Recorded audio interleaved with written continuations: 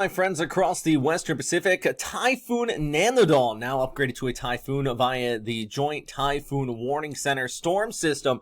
Still out here towards the south and east of Okinawa Honto, expected to pass right over the Amami Islands as we go ahead through the course of this upcoming weekend, and eventually right into southern Kyushu, around the Sasebo area. For those of you part of the military might be out there, there in southern Kyushu. We also still have Merbach well off into the North Atlantic as well, and what is left of Muifa still moving in northeastern China after just raking through Shanghai. But this update is about Nanmadol. Now, according to JMA, winds up and over 100 kilometers per hour, yet JTWC does have it at that typhoon strength. That's about 120, 65 knots if you're using nautical miles. Pressure is down to 990 hectopascals. You can see that track here, according to JMA, tracking towards the north and west. Now, this larger island right there, that is Amami Jima, so Amami Island. Then you have Okinawa Honto.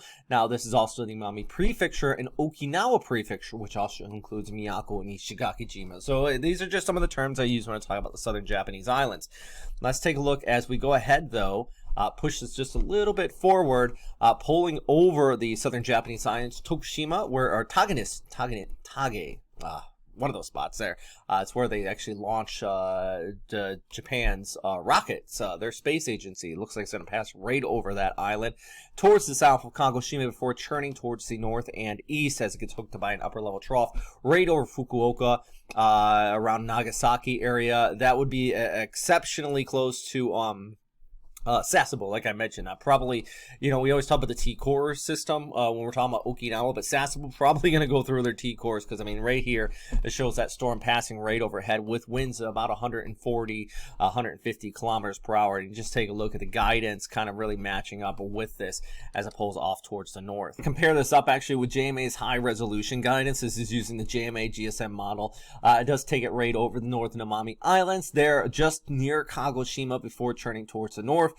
Showing right here, Sasebo, yes, and typhoon strength conditions there across much of the area there in the south, even wrapping it into the inland sea. So places like Iwakuni around Hiroshima, going to be looking at some fairly gusty winds as well as it kicks across the inland sea between Honshu and Shikoku on top of that. So, this is going to bring not only gusty winds, but fairly heavy rainfall across much of this area. With total rainfall accumulations based on the ECMWF guidance, you can see eastern Shikoku, look at that, upwards of 300 to 500 millimeters, around Hiroshima, 100 to 200, into the mountains of Kyushu, just incredible totals, about 500 to 700. So definitely a major flood threat with this one. That's even as this pulls towards the north. I do want to mention of Amami, obviously typhoon conditions, but northern portions of Okinawa Honto still could be looking at tropical storm strength winds. Maybe not destructive. I did get word from the weather forecasters out there at Kadena. They're saying they're probably not going to go into storm watch just because winds aren't expected to be sustained up and over 50 knots.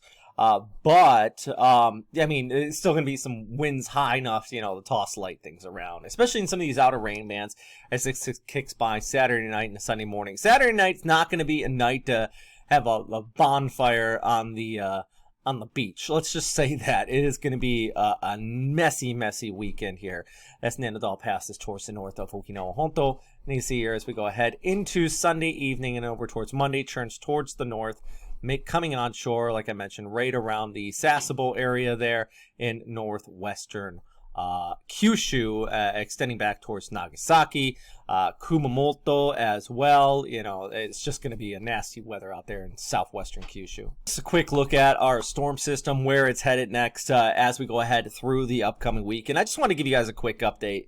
I know it's getting late out there in Japan, and just want to keep you guys posted. By the way, inflow still coming around this storm system. I should put out another update on what's happening here in the Philippines because it's still bringing some scattered showers across Mindoro, Palawan, and parts of Mindanao as well. Some pretty nasty weather there too. So just a very complex, large, sloppy weather system.